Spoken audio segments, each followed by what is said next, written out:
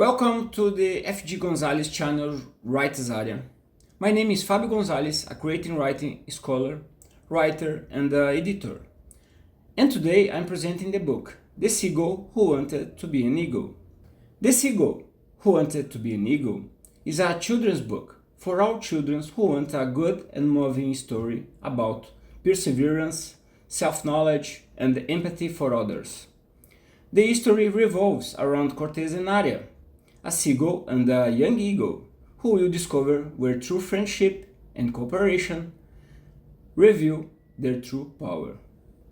Cortez and Ária are characters who discover together a path of self-knowledge and empathy capable of changing the fate of two completely different species. This book offers a light, reflective read and seeks to inspire all ages. Ideal for those who want a history with soul and meaning. For those who strive to be their best selves. Until next time.